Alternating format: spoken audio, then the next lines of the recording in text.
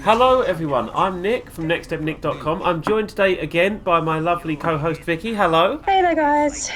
I think as well as that, before we get into it, I think I need to say a big happy birthday because it was indeed your birthday this week. Happy birthday, Vicky. Thank you. I'm old. I don't like it. Turned the ripe old age of 55, which is a... no, how old are you now? 26. Don't worry, I'm like encroaching on 30 this year, so it's totally cool. It's terrifying. Oh god, I know, right? There are moments where like I used to walk past graveyards without a care, and now I just look in there and I'm like, oh. Which is, Wow. it's a nice morbid start, isn't it? But I hope you had a nice birthday that's anyway. very dramatic. Yeah, well, you know, go hard or go home. But I hope you had a nice birthday so far anyway, though. Thank you. Are you ready to be regaled with fun tales from gaming news this week? I absolutely am. Now, you have to excuse me as well because I might sound a bit coldified, and that's because I have had the flu. It's nothing more serious than that, but oh, it's been hellish. Fun, fun, fun. You probably hear from the sniffing, the noises. It's all so nasally. It's all back in. It's all a lovely mess, but I'm okay. I'm feeling pretty good, and I know you've got a story that you want to talk about this week as well. But can we kick off with one that's nice and light to get started? Go for it. Okay, well, I say light, it might not be that light. So recently, a deal was done between Activision Blizzard and Google, which saw that all of their game, like esports leagues, will basically be exclusive to YouTube for coverage. Right, okay. But there's now the thing that was absent from that deal, which was a bit strange, was Stadia wasn't mentioned at all. Stadia is not mentioned at all in that deal and that merger. Like there's no mention. But then this week, Activision Blizzard have just asked Nvidia Now or GeForce Now, the new streaming service they've just released, that actually seems quite good, Okay. to remove all of their games. Ah. So it seems a lot like Activision Blizzard are asking GeForce Now to remove all the games because of the fact that there might be an exclusivity clause with Stadia. Right. So what do you think? I don't really know, to be honest. Like, I just don't think exclusivity is ever really a good thing. Well, we haven't really covered Stadia, actually, I don't think, yet. We haven't covered what we think of streaming services. I mean, what's your opinion on Stadia, I mean, for example? I mean, I'm going to be honest, I know very, very little about Stadia, so I'm just kind of ambivalent towards the whole thing. I don't want games being online, I don't want to stream. I'm always the, proponent of physical copies or nothing. Yeah, I'm kind of... I can deal with streaming, don't get me wrong, I think streaming, yeah, fair enough, if there's, like, the potential for it, I can understand why it would be a good idea, so, you know, you can play games on your phone, or if you've got a bad computer, and trust me, I'm used to having a bad computer back in the day. Same. Yeah, oh god. But like if I could stream in the past and play a game in, 60 FPS, 4K resolution on, some old computer that wouldn't be able to run it otherwise, I think it's a great idea. But I just don't think we're there yet. I don't think we're there in regard to IP providers. I don't think we're there in regard to the actual service itself. I don't think we're there in regard to data caps and limits. I don't think we're there in regard to the technology. Yeah. I don't think it's there yet. I mean, it really depends on what kind of thing they're pushing with this. Because if they're, going to be streaming, really rare classic titles that you can't really get anymore, it makes a bit more sense. But I just don't want, a load of current-gen games that are only available through Stadia. Well, this is the thing, is that Stadia, I'm not going to lie, I think is pretty awful. Do you know the business model for Stadia at all? No, I don't. So Stadia's current business model, and there is a free model that's coming along soon, but the way Stadia works is you have to invest and buy it in the first place, so you need Right. a Chromecast and the controller and stuff. Then you also subscribe monthly. Right. And you can only do that in periods of 3-month intervals. You can't do like a month. Can you do it for a year, or does it have to be 3 month, 3 month, 3 month? I believe you can do it for a year, but then here's the thing as well, is you then have to also buy the games. The games aren't included. So, what's the point of the streaming service? Yeah, this is the the argument is okay, so say Red Dead Redemption 2, you haven't got a PS4, you haven't got an Xbox, you're not interested in a Switch, you want to play it when you're sitting in the car on your phone. You can technically do that, but That's not going to be any good for that, though, is it? Well, the thing is that I think in theory it's a great idea, and if you can get like a tablet and a controller, and you can play Red Dead Redemption just sitting in the car, or like say if you got a hospital appointment, you can play it in a hospital or anything like that. That's great, but I mean, I just don't think that it justifies the price at all. How much is the price? Well, the games, for example, are retailing at the same price as they do in stores, so you're looking at about £50 a game. And this is with no physical copies. It's literally just data downloaded to, presumably to is it like a box device that then streams to your tablet or your phone? No, basically it streams directly from the Google services, so the Google Hub. Right, okay, so you're literally paying 50 quid to rent a game. Pretty much. I mean, one of the major things people said was, look, one of the confirmations they wanted in a Q&A not too long ago, like an AMA on Reddit I think it was people said, look, if Google decides to abandon this, because Google has got a track record of abandoning stuff. I mean, look at, for example, Google Glass, that's kind of died a death. Exactly, yeah. Well, people said, if this happens, are you going to reimburse us or give us the game? And basically they said no. See, and this is one of the main arguments against streaming-only services as it is. Because, I mean, this is why it's kind of bad that Steam's got almost an entire monopoly on the PC gaming market now, because if they go down, you've lost everything. And I think the thing is that I can understand why people say, well, hang on a minute, Steam is timeless, it's never going to go down. But then on the flip side, one, we can't predict the future, and two, there have been instances of games in the past being taken off of platforms because of licensing issues. I mean, look at, for example, PT with Konami on PlayStation 4. Mm-hmm. If a developer decides, well, actually, we don't own the rights to that anymore, we're going to take that back. Well, you can't do anything. Whereas if you have a physical copy of a game and they say, right, well, we're not selling anymore, well, that's fine, I've got my copy. There are still copies in circulation. I can still potentially buy one of those. Whereas it's not, I don't think it's fair on anyone to just literally say, right, this company will never. It's a bit like if you bought like a pack of eggs, and then when you were halfway through one, someone came in, stuck their hand down your throat, and then collected it and wandered off. Like, that's not a deal I want. Yeah, and it's like, especially with such a monopoly on that now, because I'm actually just thinking, so did you ever play Jurassic Park Operation Genesis on PC, like early 2000s sort of time? This rings a bell. I didn't play this, but I remember the game. Well, it's a damn good game.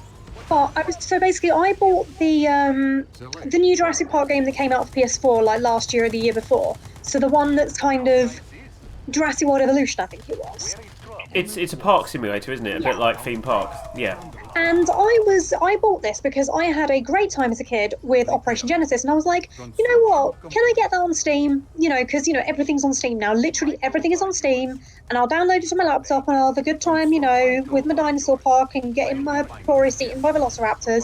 So I went and had a look, and I think the developers it was Blue Tongue, I think it was called, and basically they went out of business way before Steam was even a thing, or Steam weren't able to get the rights.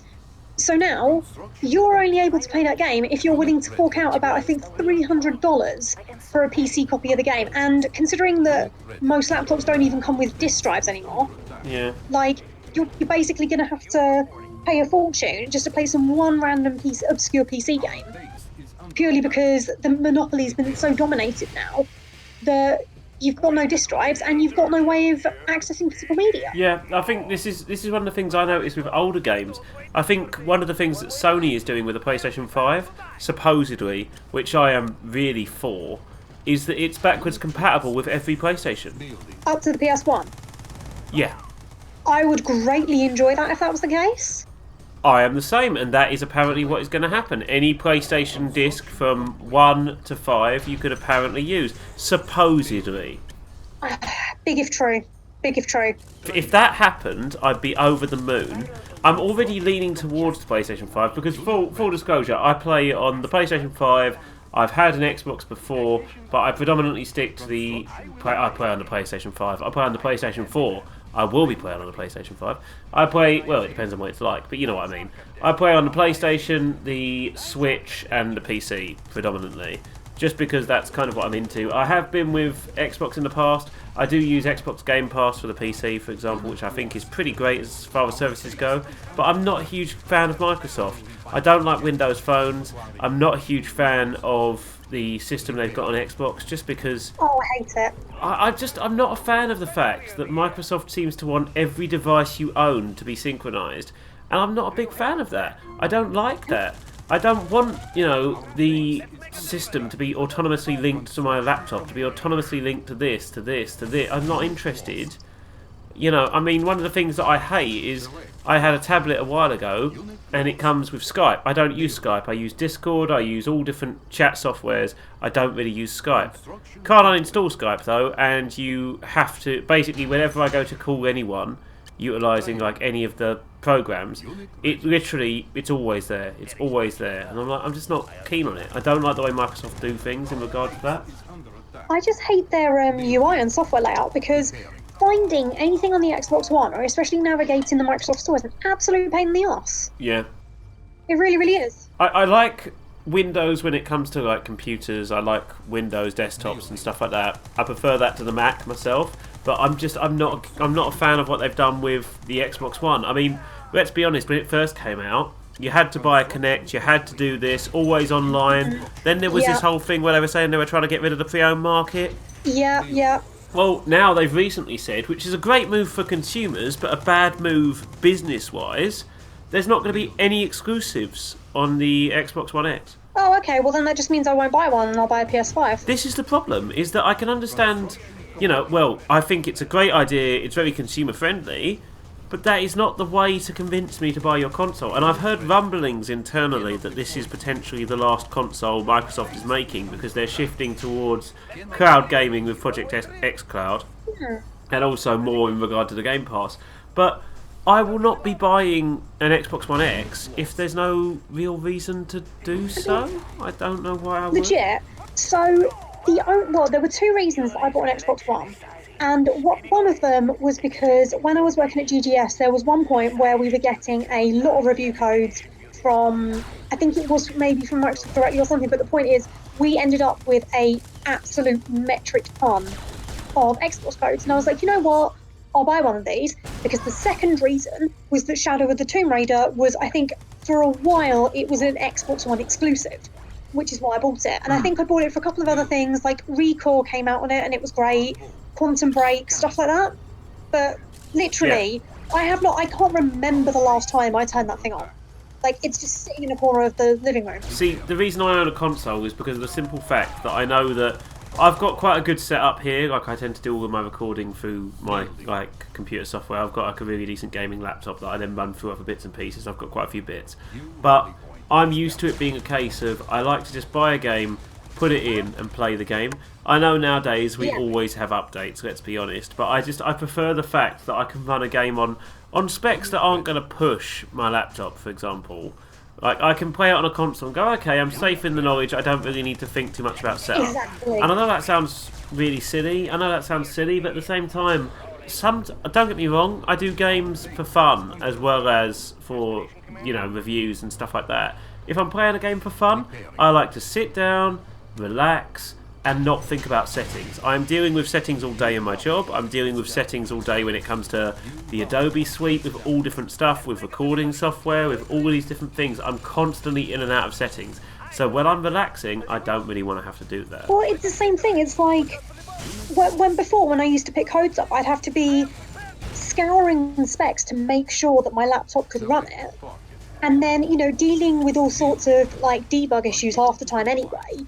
And it will be, okay, well, your laptop can technically run it, but it'll run like garbage. It's like, you know what? It's just easier to have it standardized. And I know, people are going to say, oh, well, you're just a filthy casual. But the point is, I only really use my PC for The Sims 3 anyway, which has always been a buggy piece of crap. Yeah. So it doesn't matter what laptop you're running it off, a computer or a gaming rig you're running it off, because it's never going to run well anyway. Well, this is it. And the thing that I don't like is that I know there's this whole thing about, oh, someone's a casual gamer, blah, blah, blah, blah.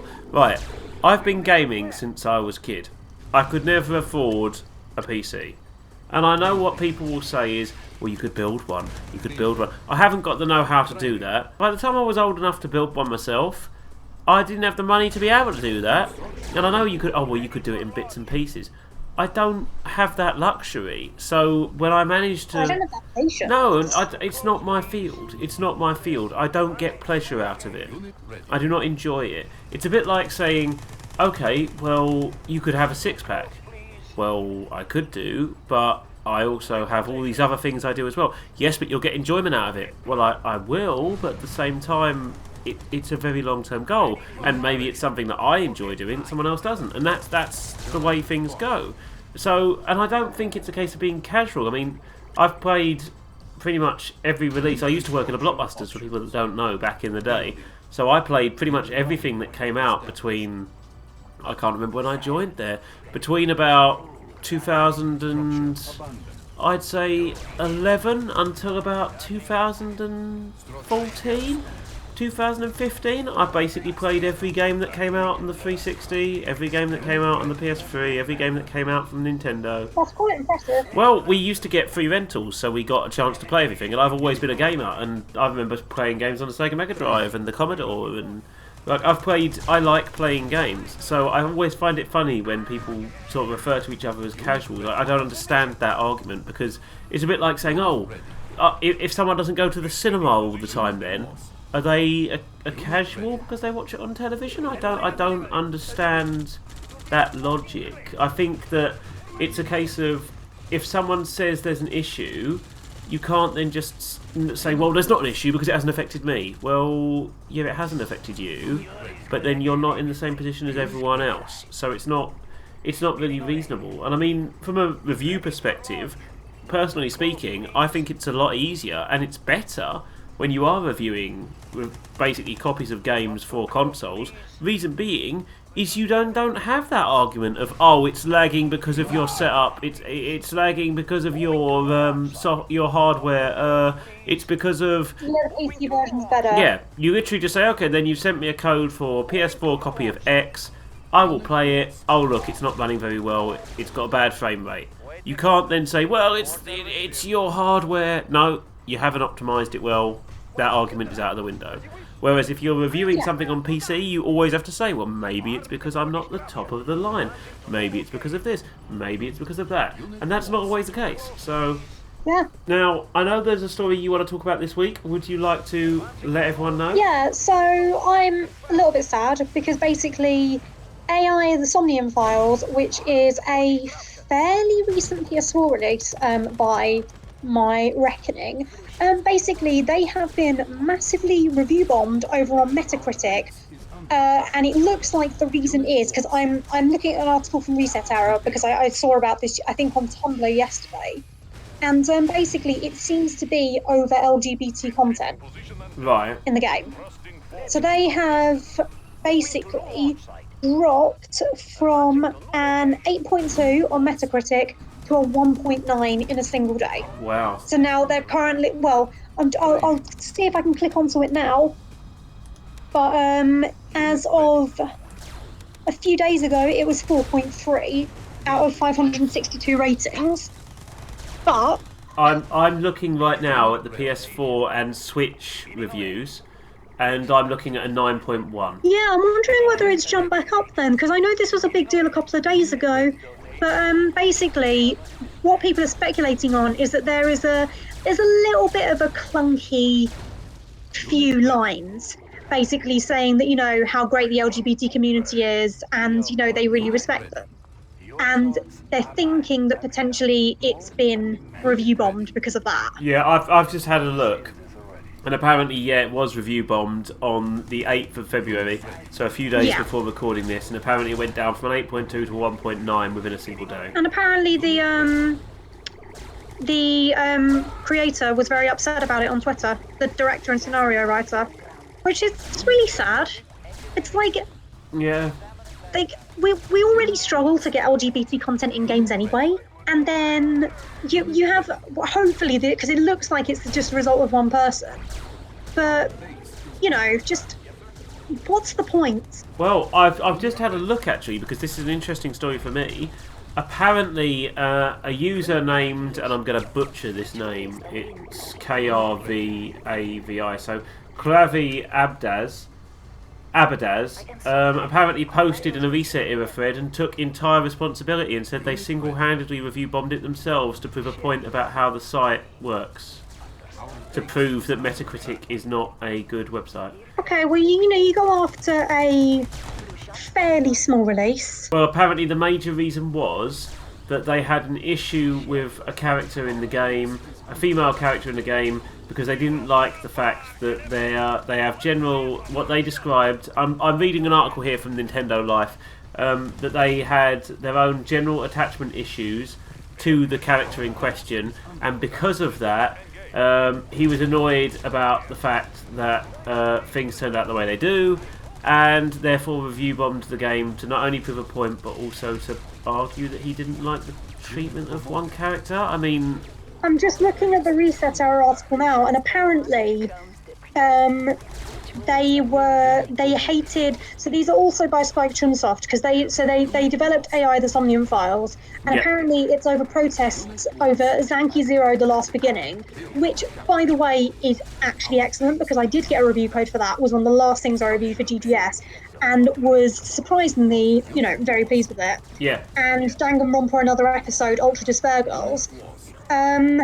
Because apparently over allegedly paedophilic content. Wow.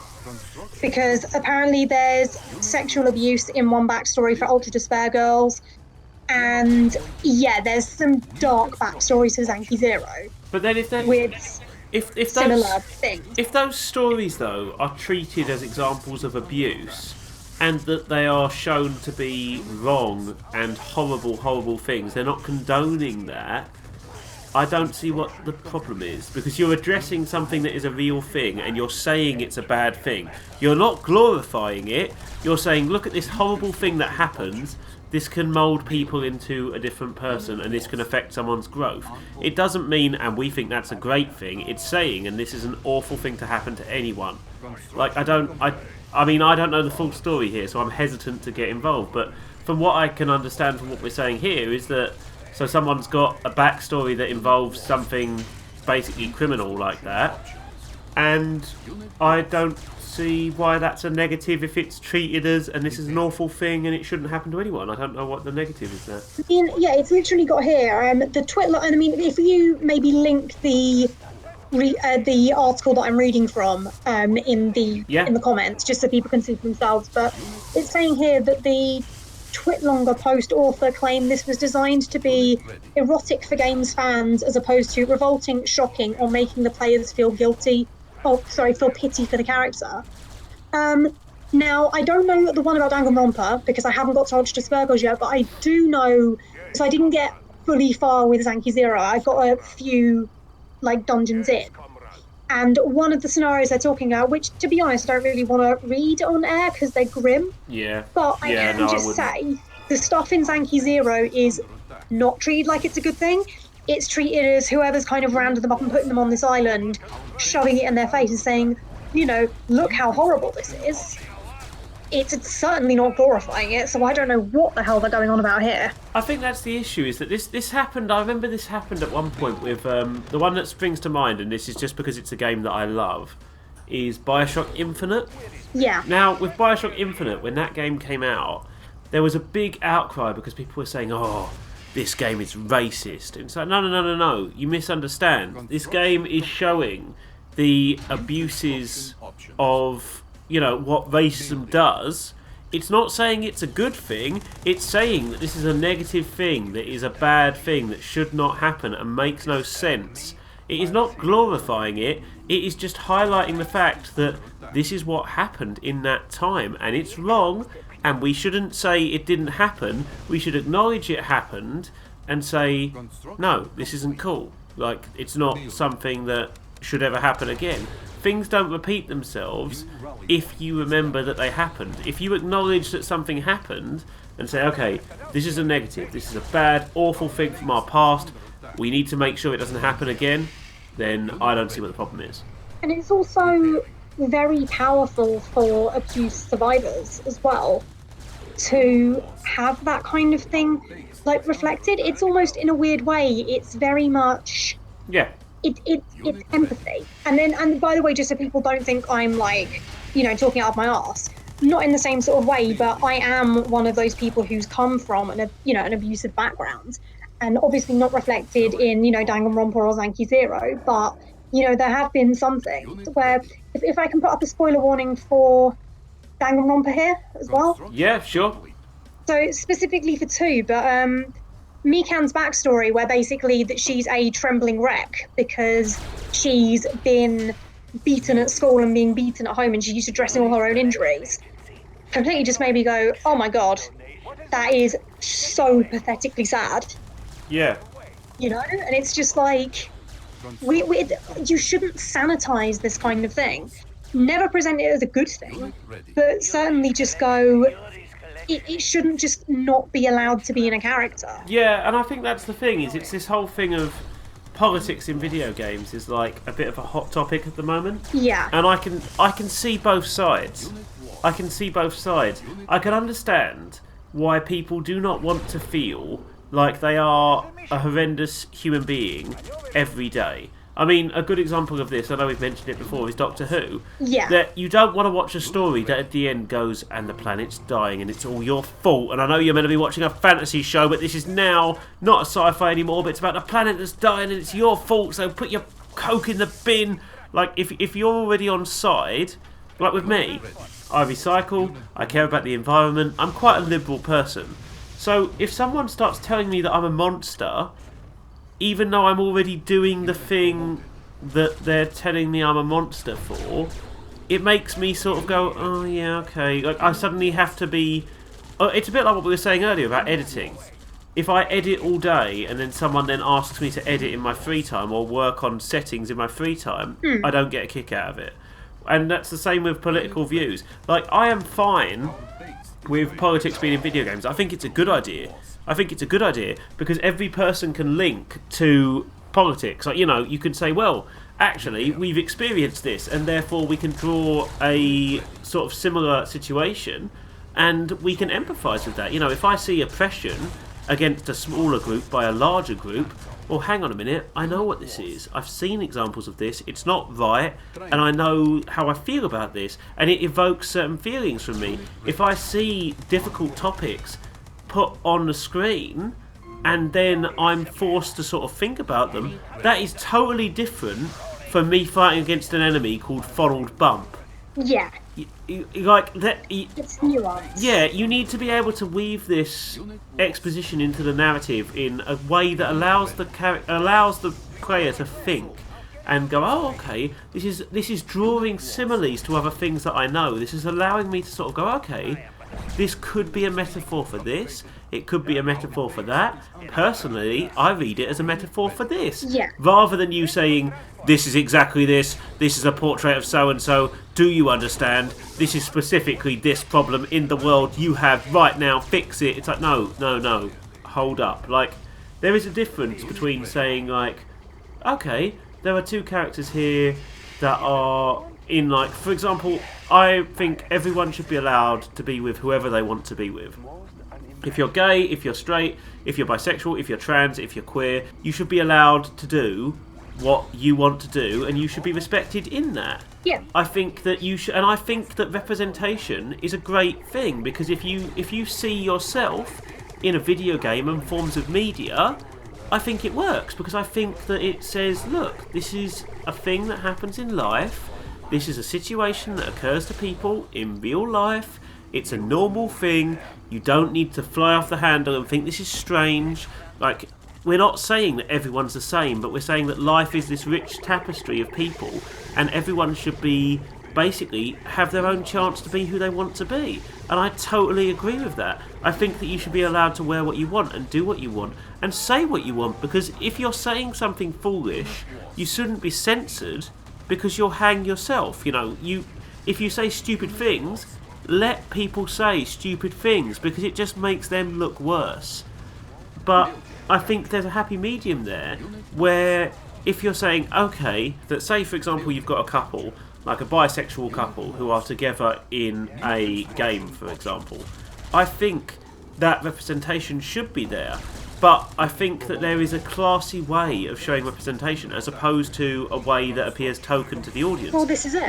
In a way that doesn't feel like it's just virtue signalling or pandering. It's just a case of these characters fit the narrative, this is who they are. I think the best way to put it is if a character jumps onto the screen and you literally say, oh, here we are, it's the lesbian character, it's the gay character. That is part of what makes them a person. Like, for example, myself, I would not introduce myself with my orientation. If I'm shaking your hand, I would not say, hello, by the way, I am X. You know, it's a case of, no, you would say, oh, okay, I'm into this, I like this, this makes up part of me, this as well. Also, I am this, and this, and this, and this. It's a case of, if you make a character and go, right, yep, this one can be the one that says this, you're like, no. If you weave things into the character so it's part of who they are, then people are happy with that, because it doesn't feel like it's a token part of that character that's just thrown in there to be like, right, there we go. Because there is this whole thing where people think there's some kind of quota or something, when in reality it's a case of saying, okay, if this defines that character, I want to know about it. I want to get to feel like I know these characters, and I want to know about their stories. I want to know everything. So if you're telling me that they've got this really interesting love life, say for example if they go, actually, I'm a sexual deviant and I'm into X, Y and Z and I'm into some really sort of kinky different stuff here, then I'll be like, yeah, tell me about it, that's really interesting. But if that's the only thing that character has going on, it will feel like, well, this is, you know, this character, I'm not really interested. Politics does kind of play into video games. It makes it more enjoyable, more realistic. It makes things better for everyone, more accessible. It makes everything, you know, you can empathise better, you can rationalise with games better. You can say, oh, okay, this is relevant to me and them, and this is similar to this person, or this is similar to that person, or this person. I can understand this character. I can look at myself. Maybe I'm going to learn more about myself. But if the character turns up on screen, screams about 2 lines of exposition, points at the screen and blames you for all of life's ills, people are going to get negative. It's just the way it goes. So I think there's a clever way of utilising the current political sector and what's going on in regard to like love, life, relationships and the world around us to build a really interesting intrinsic world, rather than just throw these bits in or kick them out completely. Like, it's important for everyone to feel represented, but at the same time it's about doing it in the right way. Well, this way, have you ever heard about anyone complaining about Veronica, is it Veronica D'Angelo, I think is her last name, and Arcade Gannon in Fallout New Vegas? Have you ever heard anybody say, oh yeah, no, I haven't played that game, it's shit because there's, you know, it's 2 politicals, you've got a gay one and we got a lesbian one? Yeah, exactly. Have you ever heard anybody say that? No. Because I'll tell you why.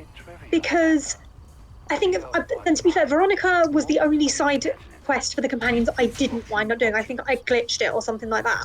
But Arcade doesn't revolve solely around his sexuality. It just happens to be you can flirt with Veronica if you're a woman and you can flirt with Arcade if you're a bloke. But that's it. And it's just the point where, yeah, it just shouldn't be tokenism. It shouldn't be point scoring. You shouldn't be like, I have to have X number of quota, because it just doesn't work like that.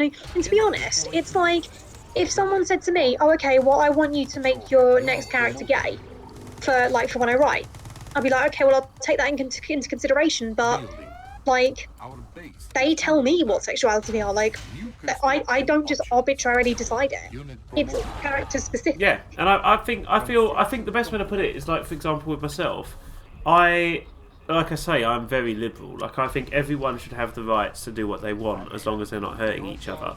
And I think everyone should respect everyone else. Yeah. You know, I don't know why people feel threatened when someone says, oh, that person is gay. I don't know why you feel threatened. They're not going to ask you to get involved. They have their life, they're doing what they want to do, and all they're asking for from you is acceptance and a bit of respect. That's all. If you can't do that, that's your decision. But at the same time, you can't be annoyed that people are basically enjoying their lives. But I think there's this whole thing of, like, a really good example is, there's this whole thing where people say, oh, well, I wouldn't play as a female character. Well, actually, I don't mind. It doesn't make any difference to me. I don't think it makes any difference. I associate with people based on their emotional level. I don't look at someone and go, and their mental level. I don't look at someone and go, oh, she has breasts. That's not me. I don't have breasts. End of discussion. That's not how I associate. Yeah. And for example, Aloy in Horizon Zero Dawn, I think is a really cool character. I think Lara Croft is a really cool, strong protagonist. I think there are a lot of really strong... There's not enough, but I think there's a lot of strong female protagonistic characters. Like, a really good example is like Jill Valentine. Or Claire Redfield. They don't get saved, you know, it's not like they can't save themselves. They're capable, independent, smart characters. But then you look at things, for example, like a really good example of this, and it did make me cringe. Did you see I think it's Batwoman? Did you see the trailer for Batwoman? No, I kind of tend to stay out of that stuff since it's not really my jam. See, the only thing I'll draw on it is it made me cringe because I quite like my superhero stuff. I really like Batman and other stuff like that. But the trailer for Batwoman has her going into the Batcave. She sees the costume, and the guy, you know, like one of these guys, like a scientist who's potentially been working with Bruce Wayne, says, "Oh, that suit, you can't use that suit. That's Bruce's suit." And she says, "Oh yeah, you know, well I want to use it." He said, "But I want to make some modifications." He says, "That suit's already perfect." She says, "It'll be perfect when it fits a woman." And then the soundtrack kicks in, and it's literally, "I'm a woman," and I was like, Okay. yeah, that's exactly what I did. That's exactly what I did. I wasn't like, ugh. I literally just went, okay. And then the rest of it is all really like, I don't know. It doesn't feel like, just I don't know what to say. I just go, okay.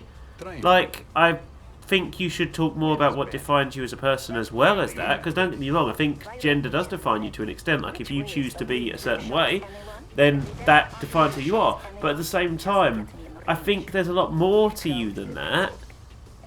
Like, I think gender is kind of a fluid concept, so I don't think that you have to define yourself entirely by what your gender is. You're kind of fluid, you can move between. So it was just a bit like, okay. I mean, I think a lot of the time, good women characters, I mean, okay, I'm just going to be salty about Final Fantasy 13 for a little bit, because the fandom massively kicked off over Lightning. Massively kicked off and would slag her off until the cows came home. And the Neil as well, the Neil got a lot of shit. I think the only one who didn't get any shit was Fang. And it's just like, what? So when we can't have well-rounded female characters, one of which isn't particularly feminine, that you're still going to kick off. Like, it's either you want stereotypes or we don't. Like, you've got to pick. See, I didn't like 13 very much, and I don't like Lightning. But the reason I don't like Lightning is because she strikes me like a bit angsty, and don't get me wrong, I know Cloud is very angsty, but I think the comedy kind of breaks it up with Cloud. Like, the fact that there's a lot of kind of Mick taking at his expense kind of like makes it okay, whereas I felt like she was played quite straight. She was played very and stoic all the time, and that made me a bit... I didn't connect with her as a person, but I connected with other characters in the game, but 13 wasn't really my jam. That being said, there are quite a lot of protagonists from different games that I've played that I really like, and I don't have anything in common with them. I mean, I'm not exactly, you know, I have very little in common with a lot of people. I just see it like I'm my own individual person. And if there is a character with a really cool emotional level, or they have a struggle that I can associate with, or they have a character growth arc that I can understand, then I immediately connect with that character. I will fall out of love with a character as soon as they start doing things that I think are basically not unrealistic, because I can suspend disbelief, but when they start doing things that I think are ridiculous. You know that moment where, like, you watch a horror film, for example, and they have the chance to leave, but they say, "No, I'm going back in." That's the moment I tend to go, you know, like there are so many other clever ways to get that person back in the house. I mean, the thing is, I know what you mean about the humour, but I will say, have you played Lightning Returns? Because if you haven't, that is genuinely the best game out of the trilogy, and that is incredibly fun. Yeah, see, it felt like a slog for me, but I was used to like 7, 8, and I'm not a big fan of 10 either, actually. Okay. But I like 7 and 8 are kind of my jam. 9, I never really got a chance to play. It looks cool. I've heard good things. I know what happens because people have told me. But 10, 10 was not a good experience for me, and I think that kind of made me a little bit when 13 came round as well. I dropped off the series for a little bit, if you know what I mean. So it was kind of, I think it was an inopportune time for me. I mean, I think what really drew me to Lightning was I won't consider her angsty. I consider her very, very angry, and I really like that in characters. It's not just, oh, woe is me, the world is so terrible. It's just like, I am pissed off at the world, and my stupid younger sister has run off with a moron of a fiancé, because, seriously, I replayed 13 a few months ago.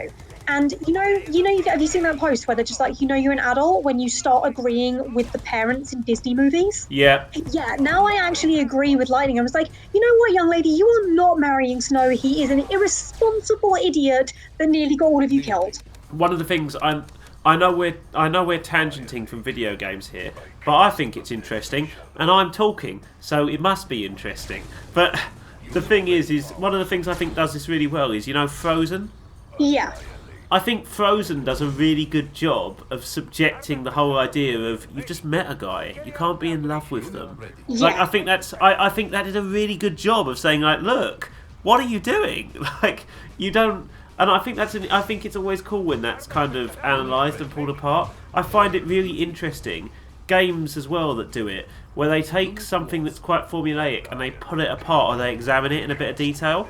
I think that's fantastic. I always like it when something does that, and I know exactly what you mean, where you get a bit older and you start to sympathise with the characters that are meant to be kind of stuck in the mud. Yeah.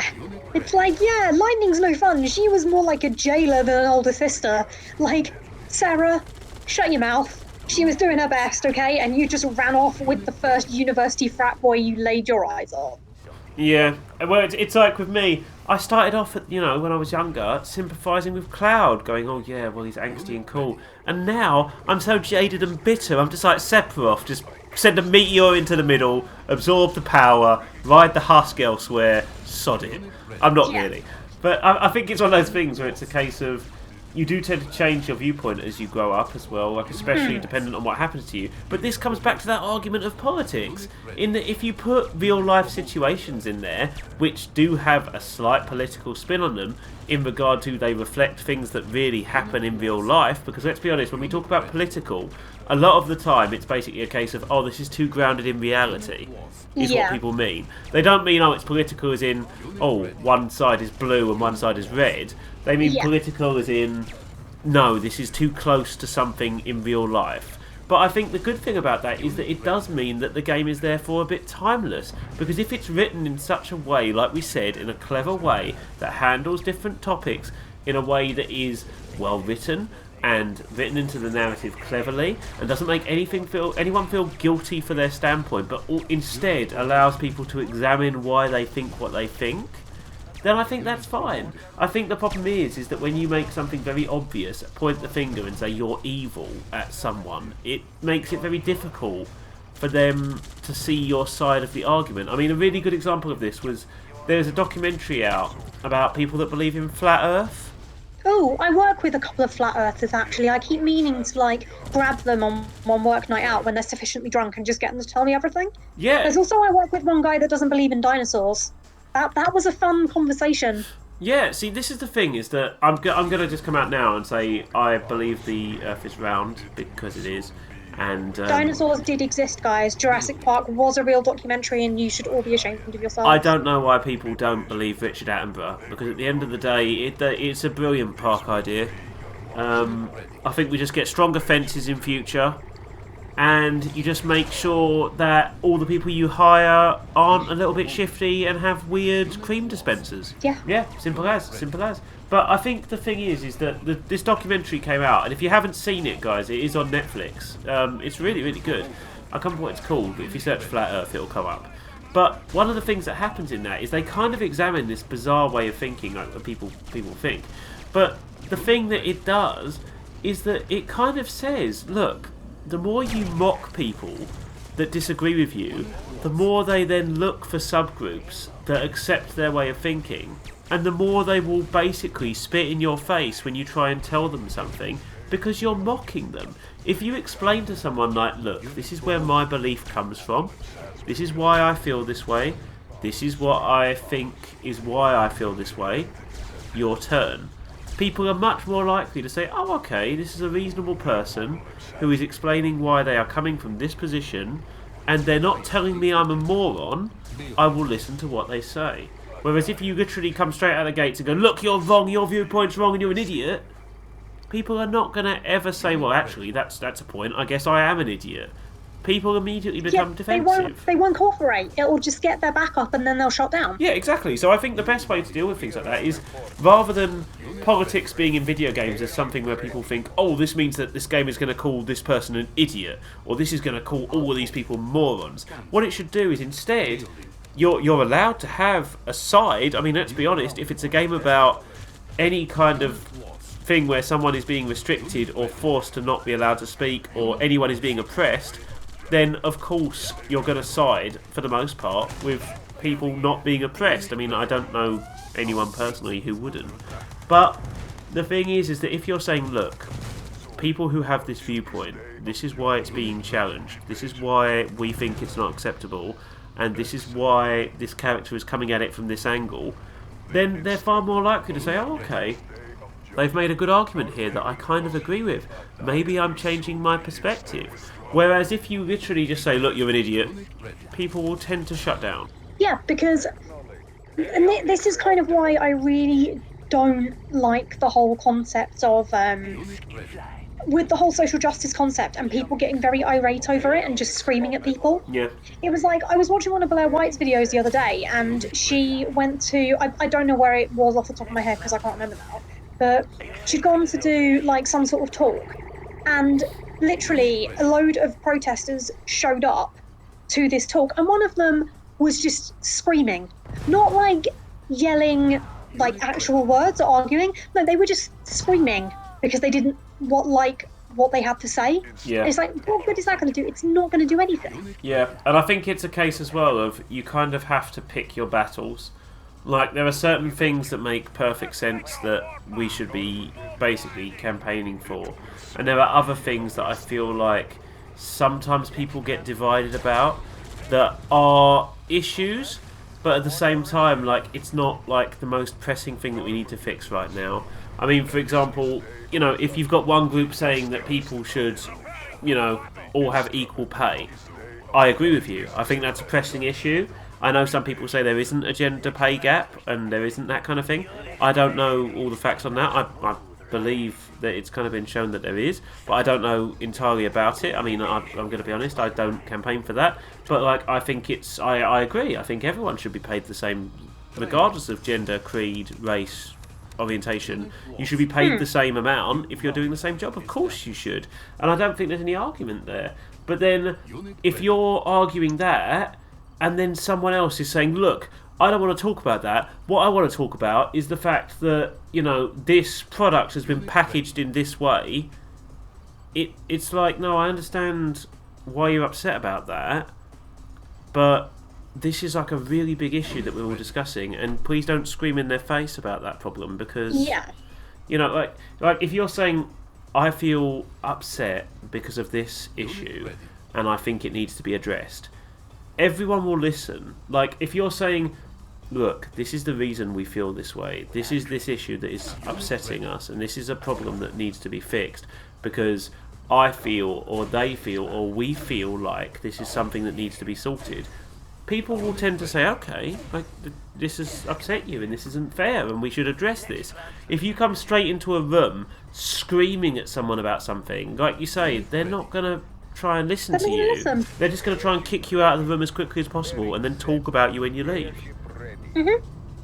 But Exactly. that got quite heavy, didn't it? That got quite heavy into issues there. I hope we haven't upset anyone. Like, we don't mean to... This is supposed to be just a nice casual gaming podcast. Yeah, well, I think it's an issue that we need to talk about, because I hope no one's been offended or has been upset by anything we say. We're both, like we say, more just exploring and talking about our own sort of faults and things like that in a very free-form basis.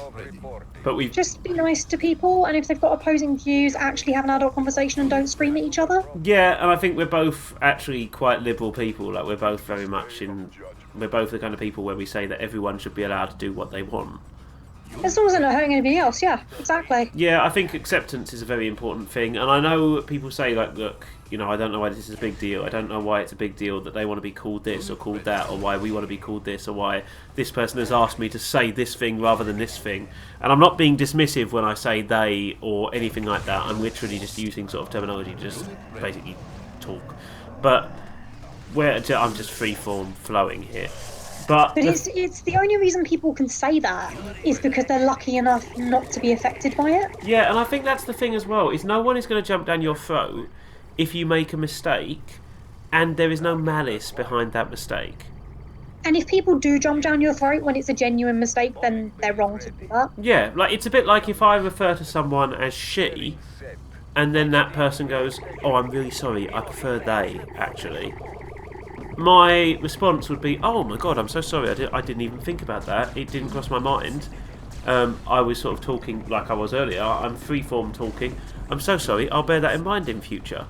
Okay, and that's the end of that problem, and it's a case of me saying, oh okay, I understand, this makes you happy, and that's fine. Like, if something makes you happy and you would like me to do it, I am more than happy to do that. It's not a case of someone asking me to go, and also I'd like you to never do this and that and this. It's like, they're not making huge demands of you. It's just something that allows a person to feel comfortable, and that's important.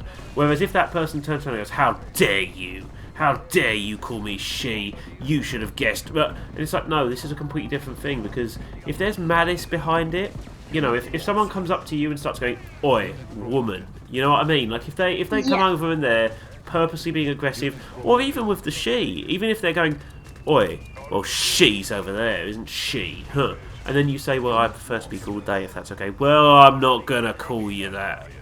That's a totally different... Yeah, exactly. Like, if you're still... That's the thing, is there's a difference between an accidental slip of the tongue or a misunderstanding and an aggressive thing with malice behind it. And I think that's the problem, is we need to campaign and talk about the issues where there is malice and where there is something that we need to overcome, as opposed to this person accidentally said this and you can tell that they had no hatred in their heart when they did, but they did not realise the scope of what they were doing. Like, we're living in a generation where everything is changing far more rapidly than it ever did before, where we're having more freedom, thankfully, to be who we want to be, for people to grow into who they would like to be, to change and freeform, like I say, through like genders and orientations and everything, and that's fantastic. But at the same time, that means that sometimes people get confused, or they get left behind, or they don't understand. And we're not there to scream in their face that they're an idiot. We're there to say, look, this is kind of what this person prefers. Could you do this, please? And that's it. I mean, it's like, if I have to explain to people what the definition of asexual means to me, and how I think it applies to me, I have no problem explaining to people. It's like when people ask me about my eye condition. It's like, well, I wasn't aware that you were a doctor and you knew everything, so of course I'm happy to explain to you if you're asking in a polite and respectful manner. Yeah. Or if you're just interested and want to know more. And if you're very obviously not being a dick, then of course that I'm going to tell you, and probably scare you with horrible tales of eye surgery, because that's great fun and people get really squeamish. It's really funny. But yeah, it's like, I don't think people should ever be demonised for asking genuine questions, and people aren't perfect and people slip up, and if they're not doing it deliberately, you shouldn't scream at them for it. Yeah, this is the thing, is I think, if anything, I think people should be praised for asking questions. Yeah, absolutely. Yeah, so with that, shall we tangent back onto some video game Yeah, this was news? getting real heavy for a while. We have gotten quite heavy to that point where we're both like, ooh, this is quite a heavy conversation. But don't be a dick to other people. yeah, just a good rule for everyone is just be nice. Just, you know, treat others as you want to be treated. Be nice. And as far as politics in video games go, I can totally understand if you're pissed because people are telling you that you're scum and they're not explaining anything at all, and they're screaming in your face, and they're not you don't understand something, and people aren't making that effort to help you to understand. But also that this isn't written into the narrative and it feels token. I can understand why you're annoyed by that, but at the same time, don't let bad experiences destroy the good experiences. There are so many amazing things based around political views, thoughts and ideas in the media that are brilliant, that are absolutely brilliant. Do not let bad experiences destroy the good experiences out there. Don't write something off because you've had a bad experience once. Yeah, very true. Yeah, but going back to video games, I would like to ask a sort of tangential video game question. Have you seen The Witcher? No, I haven't. I was meant to over Christmas and then got distracted because I haven't actually played The Witcher yet. Oh, really? I am the world's slowest video game person, like, ever. It took me like 6 months to get through Persona 5. To be fair, Persona for me, I still haven't finished. Oh, missing out. I'm so excited for the Royal. Let me date Ryuji, it's 2020. It's a good game, I just haven't finished it yet, but I've just finished the Witcher series. Oh my god, it's so good. Henry Cavill's really good. There is so many well acted scenes. There's a couple of bits where I'm like, yeah, but for the most part, I've really, really enjoyed it. I'd recommend it. Oh, that's good. I'm in the middle of watching the Danganronpa anime, so it's called Danganronpa 3, the End of Hope's Peak High School, and it's basically oscillating between a prequel and a sequel to Danganronpa 2. I am massively enjoying that, and if anybody who has played the games hasn't seen it, I 110% recommend it. It's great. Sounds good to me. I mean, I was going to talk a bit more there, but I've just had a look at the time, and I think it's about time for us to wrap up, actually. But thank you very much for joining me today, Vicky. Again, happy birthday. I hope these light and airy topics have made you feel good on your birthday. I feel like a real YouTuber talking about real things, and my Neopets Plus is shipped, guys. Don't worry, we're going back to the stupid content next week. Fantastic, that sounds good to me. So just to remind everyone, what was it we were going to do?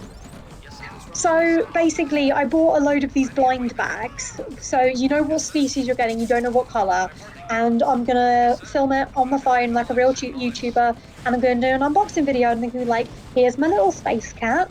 And here's the one that's basically a wolf. And here's the one that's a monkey. And I bought 2 of them so they can play their volleyball game together. And it will be beautiful and very wholesome. Sounds good. And then the week after that, I'm going to do it with live frogs. I know what species we've got. I know they come in a bag, and I'm just going to open them, and we're going to see what kind of frogs we've got. And we're not going to do that. We're not going to do that. I support the frog idea. Oh, well, in that case, might as well do it then. So I'm going to order. I'm going to blind. I don't know if I can blind order 1,000 frogs. Imagine that. Imagine if I actually did that.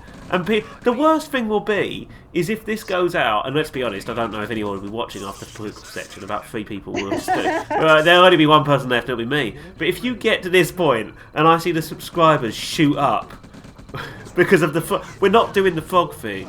We're not doing the frog thing. What are you going to do with the frogs after you do it though? Because could you not unbox 1,000 frogs and then put them somewhere sustainable and then they all live happily ever after? Because if we do, I'm fine with that. Well, I was hoping to train them to do the Budweiser advert from the 90s. I mean, we could do that, but then could we give them a happy life and then let them go? Well, we could do, yeah, or we could just bag them back up again. No, I'm joking. We're not gonna unbag or bag. I do not condone bagging and sending around frogs. Don't do that. If anyone... What if it's cats? What if I just go to some animal adoption centre and we're like, right, I want you to give me a load of cats and you're not going to show me which ones they are, and then I'm going to take them out the cat carrier and we're going to film it, and I'm going to be very happy because I've now got 12 cats. I thought you meant get a bag, put a load of cats in it, and I was like, I don't like where this is going. I don't like where this is going. Well, what we'll do is we'll just go into blind box opening for the rest of our careers. So I'm thinking, Neopets, frogs, cats, and then we'll go on from there. I think There's a 3-year-old on YouTube. We can't get them in bags. Millions from unboxing. We can't order 3-year-olds in bags. That's okay, I don't want any anyway. Oh, that's okay then, no worries. Well, what we'll do is we'll just get... I think what we should do is get... The problem is these people aren't thinking on a large enough scale. So if we start with Neopets, frogs and cats, we can then move into badgers and then slowly work our way up to, I don't know, horse unboxing. I like horses. There you I go! was a horse kid. There you go. Well, we could unbox a horse. No, we're not. We're not doing... Right, if anyone is subscribing or anything at this point... because you think this is some kind of weird animal unbagging channel. It's not. It's not. But if the fans dictate and we get more subscribers, that's what we'll do. Okay. I just cave. Okay, I'm far too quick to say that we'll do that. But yeah, it's fine. And then what we'll do is after the horses, we'll move up to elephants, and then after elephants, I don't know where we're gonna go. I can't swim, so we can't do aquatic life. Plants. Plants? Yeah. Well, We yeah. unbox plants.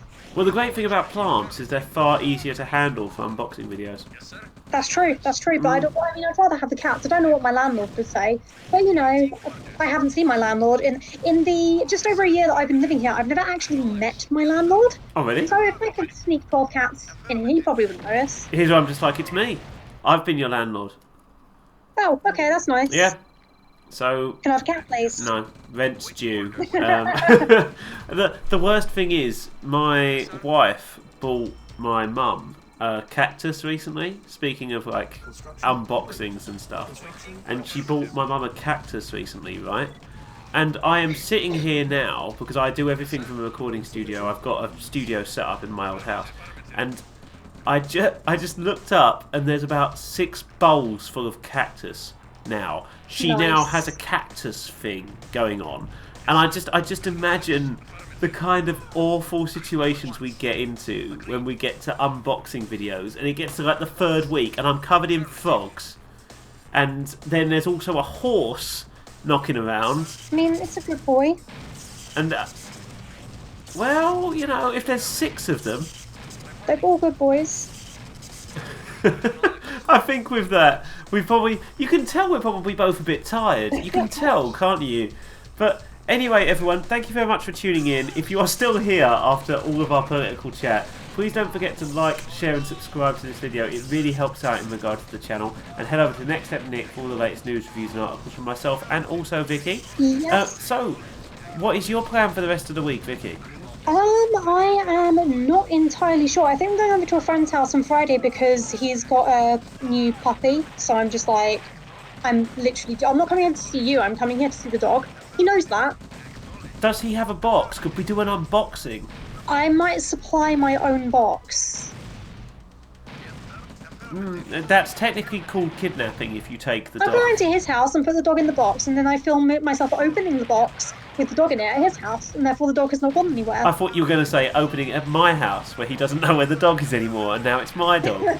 But oh no, he's messaging me and being like, oh yeah, do you want the dog? You can have it. And I was like, as much as I would like to, like, my flat is like 3 rooms. yeah, I know what you mean, because it's just... I'd love to get a dog, to be honest. I've got cats, but I'd love to get a dog, but it's just not fair. The hours I work and things, it's just not fair. Exactly. I work from home sometimes, but not enough to warrant it. And when I'm working as well, I'm very, not antisocial, but I get in the zone and that's it. Yeah. But anyway, guys, please don't forget to like, share and subscribe. Hopefully we'll catch you again very, very soon. So it's goodbye from me. And goodbye from me, and if we get enough subscribers, I will unbox a horse. I am making no promises. Thank you very much, everyone, and goodbye. Battle control terminated.